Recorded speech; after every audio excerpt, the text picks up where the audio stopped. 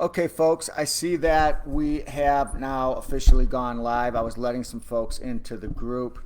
I sent out a reminder via email a few minutes ago.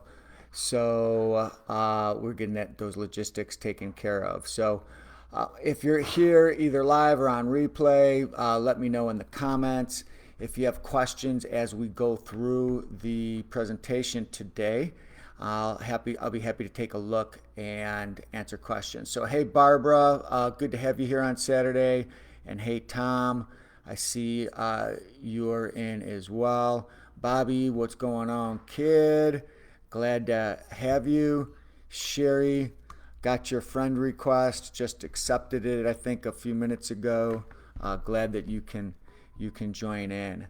And look, if you're watching it on replay, meaning not right now, um, you can also put comments in here or questions, and I'll take a peek. I should be notified, and then I can answer them. Plus, I'm probably going to give some free stuff out here today. So if I don't get back to you right away, it's because I might not be on the live. If you're watching a replay of this, actually. So anyway, let's sort of recap, because we took a couple weeks off, which I think was a good thing to do, because this has been a 21, or this is in the midst of a 21-week program, and I believe we're in week 19. So I want you to make note of something. We're in week 19, and we haven't even started talking about how do we sell the houses that we acquire yet. That should tell you something. And what it should tell you is that the most important aspect of being a real estate investor is the acquisition of the real estate. It's also the most difficult aspect of real estate investing, is the acquisition. And the reason it's the most difficult, and where the most time investment and energy investment and resource investment should take place, is because the acquisition is what determines the ease at which we sell the property, at which time we get paid in real liquid cash for the property. So making a good acquisition is of paramount importance in real estate investing, and there's several ways that we do that. In fact, we have so many ways that we can do that there literally is not a seller situation. And by seller situation, I mean anybody who is selling a house is going to do one of the things that we can monetize and profit on while giving them what they need, which means we can buy any house from any seller in any market condition, and we can do so without using any of our own money or any of our own credit. We simply have to know the strategies, and then know how to ask the right questions, and then know how to plug the seller into the right slot so that they can get what they want and we can get what we want. Now, when you learn a strategy that is robust as that, your ability to convert sellers, your ability to acquire, which is what I just said, was, we're looking at a 95% weighting to your efficacy as a real estate investor when 19 of the 21 topics are related to acquisitions. Your conversion ratio goes through the roof. So yes, you can go out and learn how to wholesale. You can go out and learn how to rehab. Lots of programs will teach a niche: lease options, tax liens, Airbnb, how to be a realtor, how to do owner financing, how to buy discounted notes, how to do multifamily. What I'm suggesting to you is that you're better off learning how to be a real estate investor as a generalist than as a specialist, unless you want to have to do some very extreme targeting and deal with a whole lot of no's in order to get deals done, because properties and sellers then have to qualify to meet your strategy. The only qualification we need is that the seller is willing to sell the house, and we can monetize that, because I'm going to give you a robust set of strategies, and actually have done that because we're in week 19. So if you don't know more specifically what I'm referring to, I can't quite recap it all right now, although I am going to do a full recap. I think that's week 21 in 2 weeks. But we've had these couple of weeks where I haven't done the lives where folks could catch up on the lives that they've missed, weeks 1 through 18. Hey, Travis, I just saw you chime in here. Good to have you as well. So, the way that these weeks and months since the beginning of the year have unfolded has been to do live presentations on the overall strategy that you have to deploy, followed by presentations on the different tactics that populate those strategies. By tactics, I mean, when do we wholesale? When do we rehab? When do we lease option? When do we owner finance? When do we take over debt? When do we use realtors? All of those kinds of things are tactically fitting under particular strategies that we have. That is going to take a minute to learn. This is not get rich quick. If anyone tells you you can get rich quick and it's super easy, they're probably lying, because I've yet to find something like that. Sure, there's things that you can luck into, not even to get into, Bitcoin or some of this NFT stuff that's out there. A lot of that I would say has frankly, well, look, I don't want to tell people they're lucky. Sometimes being lucky is the crossroads where preparation meets opportunity. Look, I just got very lucky in a real estate. I just made $700,000 on a real estate deal. I'm going to do a case study on that. Now, I would say that was, in fact, mostly luck. And the reason is I shouldn't have made that much money, except that I've had the benefit of appreciation, which had absolutely zero to do with any skill, tactic, strategy that I deployed, except that I invested in myself, I invested in my skills, I implemented on those skills, and I allowed luck to come my way in terms of appreciation. So that's what I think that saying is about luck is the crossroads where preparation meets opportunity. I was prepared and the opportunity came, right? I didn't know that things were going to appreciate like that. Now, had they not appreciated, I still would have made a lot of money, just not that much. But I'll outline that deal for you. Anyway, I don't mean to digress off the topic. So we have a strategy and we have tactics, and you have to learn all those. It doesn't happen overnight. It takes a little bit of time to get an understanding of that. That's why I recommend, look, you can try to go through these 21 weeks. I'm just going to tell you straight up, if you don't get coaching, if you don't get help, the majority of you are going to fail, because it's very, very hard to implement based on just me teaching you something from videos, or anybody for that matter. It's not that what I'm teaching is wrong. It's that you don't have anyone to help coach you through the nuance, to help clarify things that might not have been crystal clear, because there is a lot of variability from deal to deal to deal that you have to be aware of and you have to think about, and that usually you'll usually optimize your ability to deal with that variability when you have lots of years of experience. Now, I've been doing this 30 years, so the variability doesn't bother me at all. I can optimize just about any deal in a coma at this point. But that's why I offer the coaching, to help those who don't have the benefit of all those decades of experience, and to help you make the right decisions in terms of what you want to do to have the best acquisitions and ultimately the best sales, which is what we're gonna talk about. Now, once you have these strategies and tactics in mind, exactly, Sherry, it really is imperative.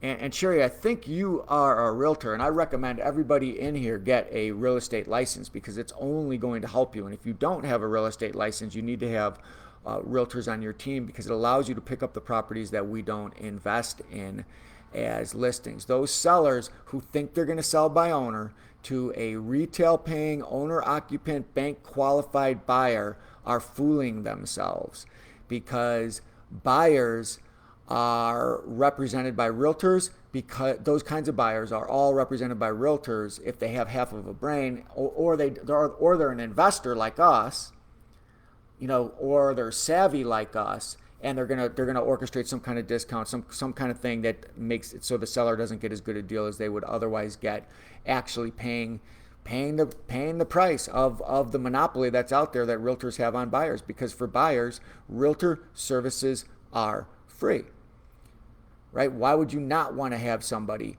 handle the closing, handle the title, handle the escrow, handle the loan officer, handle the inspection, handle the back and forth, those kinds of things. And Travis is one of a few people who actually listens to me and seems to take my advice with respect to that.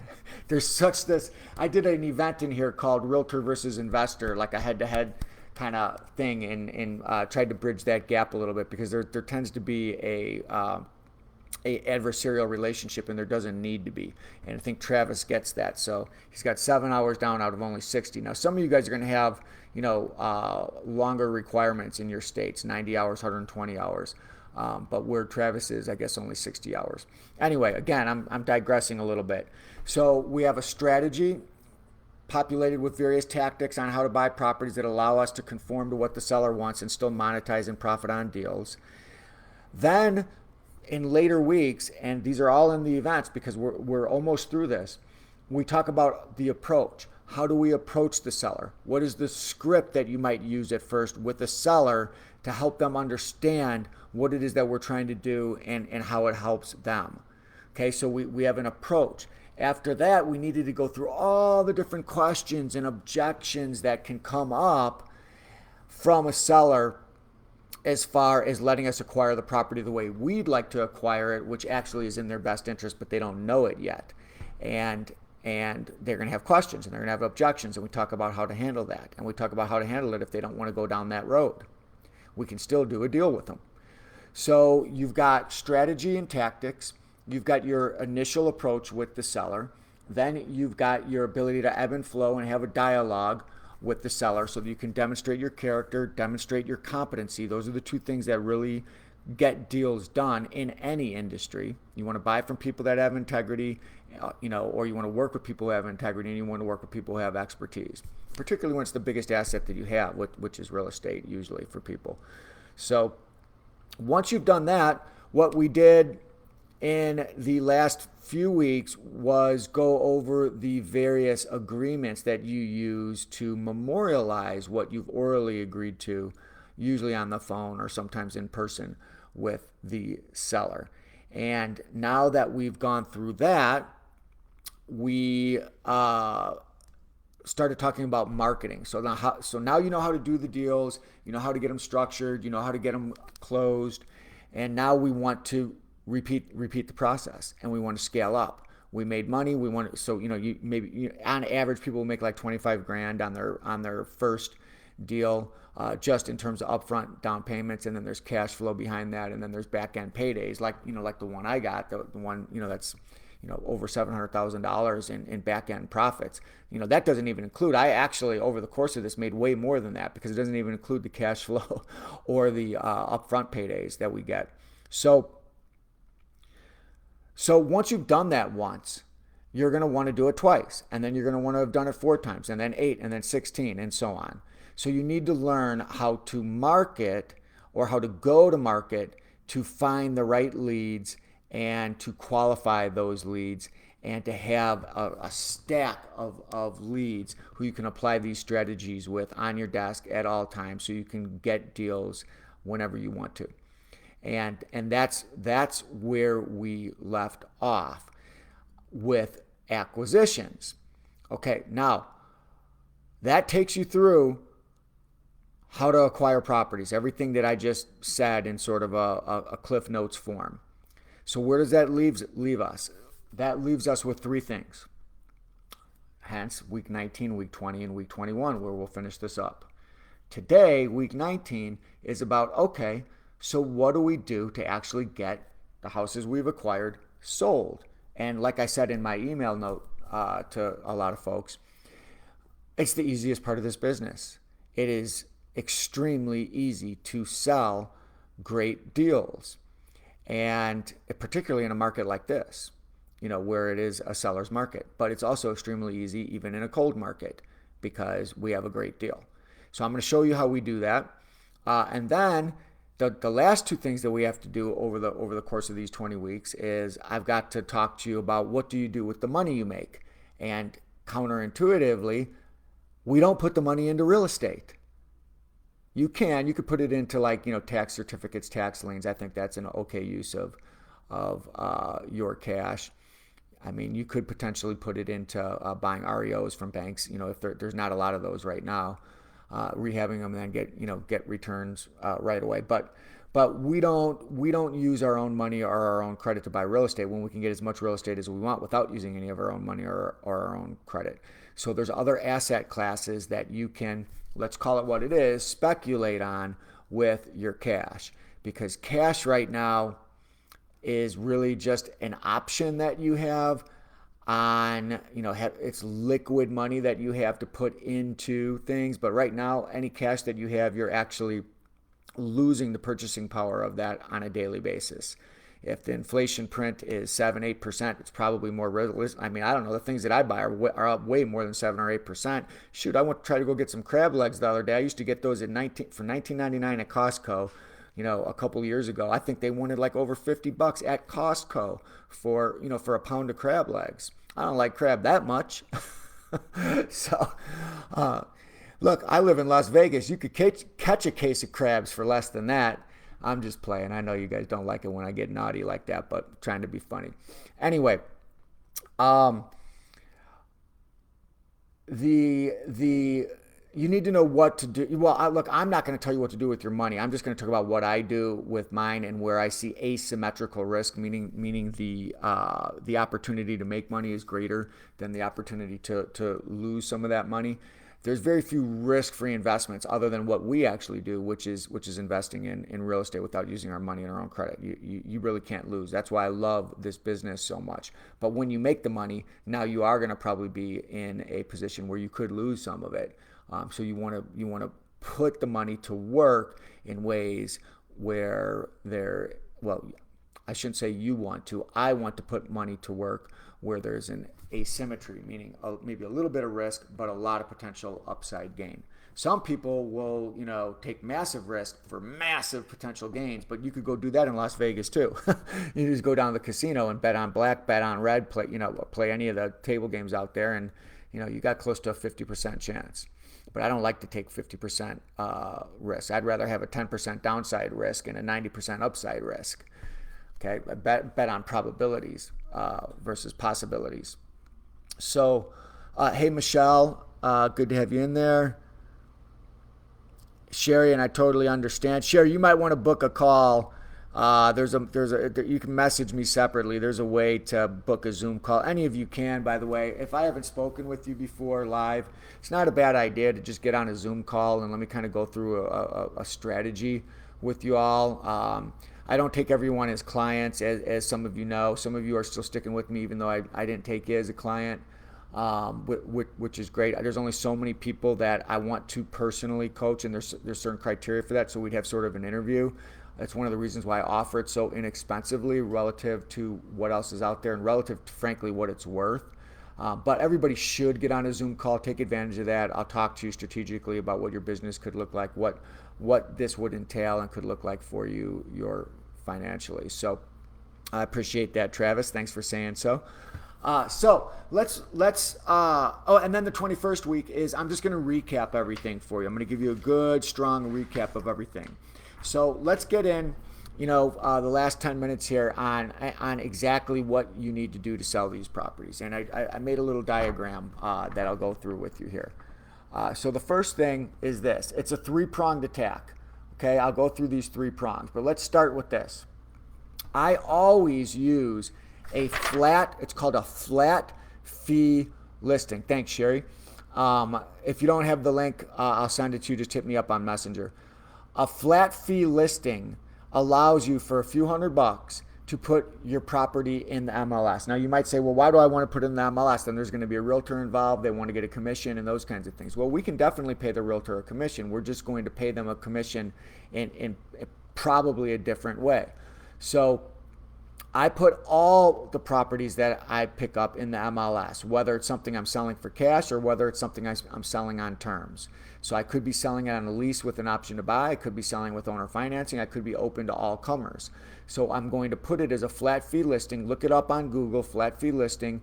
You can index the different companies that'll come up that allow you to do that to a really good one. If you're on the West Coast like me, look up Congress Realty.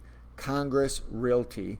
And they have a fantastic program. I've used them for almost 30 years. I don't know if it's been quite 30, but pretty doggone close. And their business has grown. They've always done a great job. If you're on the East Coast, Florida, I think there's a company called Listingly. They have locations throughout the Southeast, and you just pay a few $100 and you're in the MLS. Now, aside from that, thank you, Barbara. I appreciate that. Um, Aside from those companies, just enter flat fee listing wherever you are. You could be in Chillicothe, Ohio, right? Detroit, Michigan, Sioux Falls, South Dakota. Wherever you are, there will be flat fee listings or brokerages, and you just pay them a few $100, and now you're in the MLS. And the reason you want to do that is you get to name the commission to the buyer. The buyer's agent is going to want a commission. Usually, we'll put that in at 2.5% if it's a high-end property like over 500,000. And if it's a lower end property, say under 300,000, we'll put it in at 3%. Now, sometimes on really much lower end properties, like 100,000, 200, I'll actually put a commission in of like 5 or 6% for the agent, because you're going to get lots and lots of showings if you do that. But the reason you want to do this is there are lots of realtors who have the method of representing buyers instead of representing sellers, and oftentimes in trying to qualify their buyer, they learn that buyer is, before they're going to drive them around in the Cadillac and take them to Starbucks and treat them like royalty, they're going to go to their loan broker and try to get them see what they qualify for. And very frequently those agents have people who have good jobs, they have decent enough credit, and they have a boatload of cash, but they don't qualify for a loan because maybe they're new on a job. Maybe they have a court case that's going on that the bank doesn't like. Could even be a divorce or something like that. That's usually a court case, right? That can hijack the loan process for you. It might be a new business. There might be a couple little credit issues that need to be fixed. So that realtor is going to say, "Ah, crap, man! I was hoping to get a commission out of these people." And then the realtor during the normal course of business, they're looking in the MLS, and then they see lease with an option to buy. They see owner financing advertised in there in the MLS. They see your property in there, and they see that they're gonna make a full commission on this, or they don't know what their commission is, so they call you, and you tell them, because they're gonna ask, "Hey, how does this work? How do I get paid? Because I have all these buyers who aren't quite yet qualified for loans that I didn't take around, show them houses yet. We're trying to work on that." But they want to get in a house right now, and I just don't have anything like that. But you're offering this on a rent-to-own basis. You're offering it on a lease with an option to buy. How does that work? And we'll let them know that the bigger the down payment they bring in, the bigger the commission that agent is going to get. They don't even have to actually sell the house. On a rental, instead of giving them half of 1 month's rent, which is what happens quite frequently, what we do is we'll tell them, "I will give you 20% of the down payment that your buyer brings in, even if they don't exercise their option to buy it. You get 20% of the down payment, up to a maximum of the full-on commission if you were to sell it outright." I have it in there as a co-op of 2.5% or 3% or whatever it is. So you can make quite a lot of money with those clients by working with me and showing this house to them. That's strategy number one, is we work with these flat fee listing companies. It only costs a couple $100. You put it in the MLS, and then you negotiate directly with the other realtor. Now, look, if you come in as a client, we go through this with great granularity. We talk about how to write the ad, what the ad should look like, and go into much greater detail. But it's more detail than I can share in the few minutes that we have here. Now, the second thing that we do is what I call hyperdrive for buyers. Okay, hyperdrive for buyers. This is my system of running ads, usually on Facebook, that allows you to capture 100% of the people who actually click on your ad. Think of about how an ad normally works. If you're advertising the properties that you have for sale, or a property that you have for sale on Facebook, usually you're sending them to a website that has pictures of the house, a video of the house, or something like that. And when someone clicks that, they go to the website. But if they don't have time to really peruse all that or fill out a form or anything like that, you're going to lose them. Because how do people use Facebook? They're usually scrolling around for cat pictures or funny videos, looking to see what's going on with their friends. Maybe they're picking up their kid at dance class or gymnastics. Maybe they're at a stoplight. Maybe they're at work. There's some kind of pause in the action and they're just scrolling real quick. So they don't have time to be on your website looking at this house. So oftentimes you lose that individual who clicked on your ad, but they could have been a perfect buyer, not just for that house, but maybe for a later house that you get. My system sends them into Messenger, and then Messenger, because it sends them to Messenger, we automatically have their name. Now they're automatically on our list. So everybody who clicks, they're automatically on our list, and then we're able to market to them continuously. And we're able to learn a lot of things because I have some automations that go out to them that learn about how much down payment they have, what they think their credit profile is, where they want to live, where they want to move, all the things. And it doesn't have to happen all in one setting because it's happening on Messenger. There's give and take. You can come in there and message with them or have one of your virtual assistants message with them. So anyway, there's a whole system to this. I talked about it on the acquisition side in great detail. I think it was the last one we did a couple of weeks ago, the last live we did. If you come into the program, if you come in as a client, again, this is one of the reasons why I don't, people who are established real estate investors pay $30,000 for this software and they buy it hand over fist because it works so phenomenally well. The clients but I don't bring usually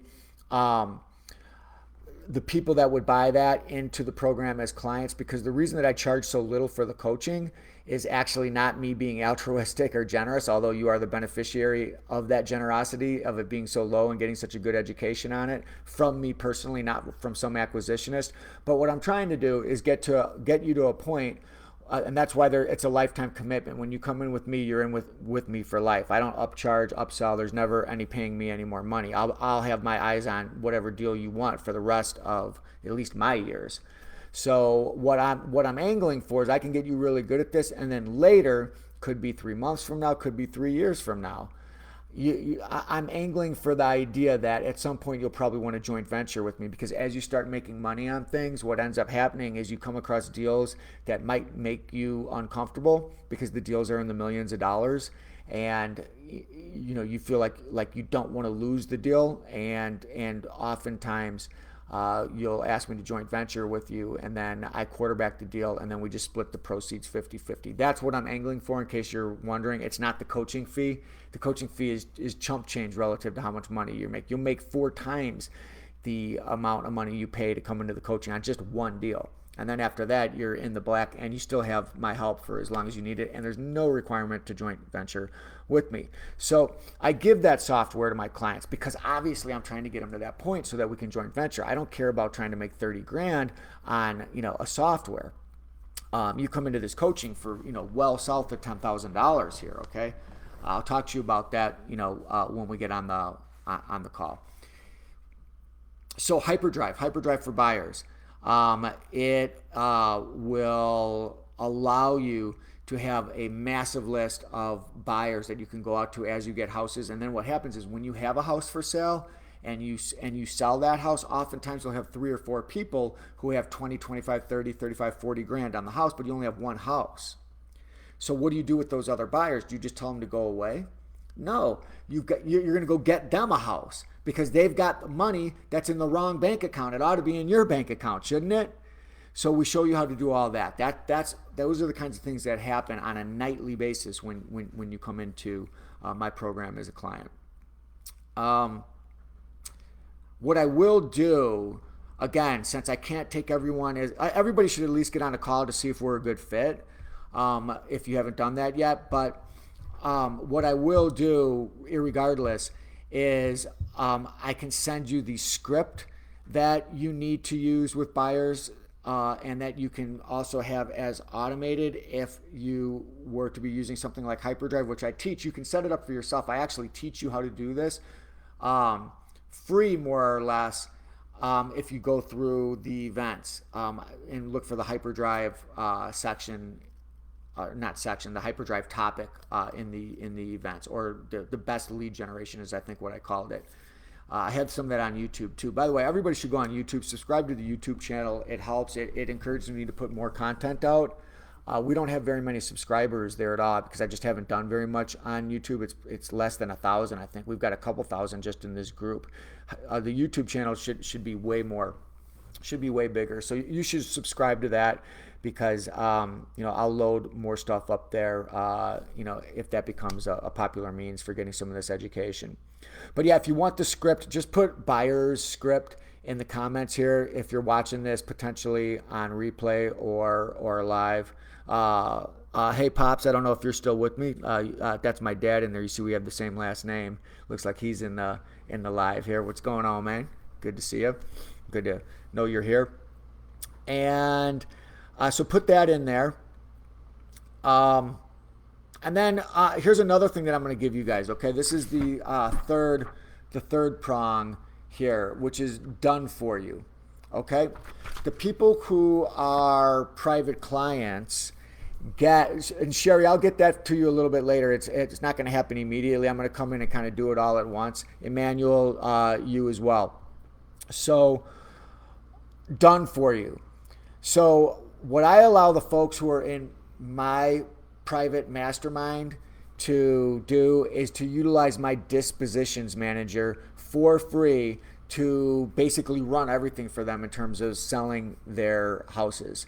And the way it works is it's on a pay-for-performance basis. It means he's going to run everything. He's going to get a whole bunch of buyers to come to the table, and then he's going to say, this guy is 20 grand, this guy is 25, this guy is 30. Call them up, decide, if you want them or if you want to use somebody that you got on your own or who a realtor brought you, whatever. But if you do choose my guy, like if you choose the guy or if you choose the family, whatever, that Craig, his name is Craig, my dispositions manager gets, then I want you to pay him. I don't get any of that, but I want you to pay Craig because I'm giving you, access to him if you get paid. So if you get paid from the buyer that he brings, you pay him 25% of the down up to 3% of the purchase price. So factor that in. Maybe the buyer you have is better, then you paid Craig nothing. He did all that work, brought all those buyers, he gets nothing. You only pay him after you've been paid. So if you get a 25% better deal with Craig, then that it would make sense to use his buyer and give him money. We're so good at this that we already know we're going to win every single time. So that's why I offer that out to my private clients. But since a lot of you have been with me through these whole 21 weeks and we didn't do a call over the last couple weeks, I'm not going to massively broadcast this, but if you just put Craig in the comments here and maybe you have a house for sale, then I'll hook you up with Craig and I'll tell Craig to do it for free for you, and he'll get you a buyer. Now if you use his buyer because it's on the honor system, I expect you to pay him. Okay, don't cheat the guy out of what he did for you. In other words, if you get a check for $30,000 down on a property that you have, you got to pony up. What would that be? What's 25% of a $7,500, right? You got to pony up $7,500, so you'll only get $22,500. But that's $22,500 that you didn't get on your own and you otherwise may not have had. So just put Craig in there and I'll connect you. And look, that's probably going to be it for today. I'll come back in and answer any questions that you have. Hey Lex, I'll get those off to you. What I want to reiterate is, guys, the stuff I just talked about is super easy, super simple, and you need to focus on acquisitions, learning how to acquire. That's where the money is actually made, is in the acquisition, because when you make the acquisition, you have an asset. It's just a paper asset at that point, the fact that you have a contract. But when you have that asset is saleable. It has value. You could, if you were doing accounting, you could what they call mark to market. Meaning your net worth went up just based on having a contract. That happens on Wall Street all day long, right? If they have equity in something but it's not liquid, they get to market as an asset. It's called mark-to-market accounting. So the market value of a property is 300 and you have a contract on it for 200, just to use a simple example. Well, you just added 100,000 of net worth on a mark-to-market basis. Now, you have to realize that gain, right? Because that's what we're talking about in this last week, is actually liquidating the acquisition that you've made and turning it into liquid cash. but it's the easiest part of this business. So, but focus on the acquisition, and the liquidation will be very, very simple if you know how to acquire the properties properly. So anyway, that's it for today. We're going to do something fun next week. I'm not going to be giving people financial advice. I'm just going to kind of show you what I do and like how I think about asset allocation, because we have quite a few people making a lot of money. I just handed out $1 million trophy.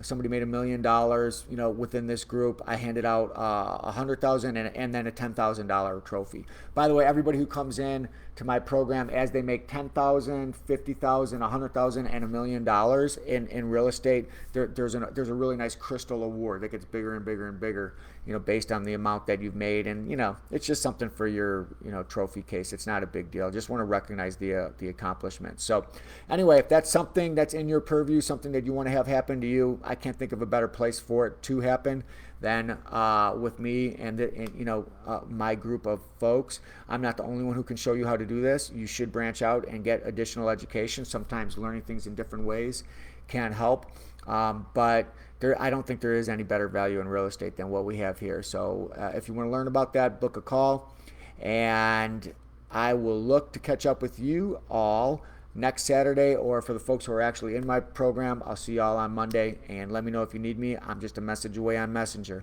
Peace and love, y'all. I appreciate you. Have a great weekend, and we'll catch up with y'all on the flip side. Bye now.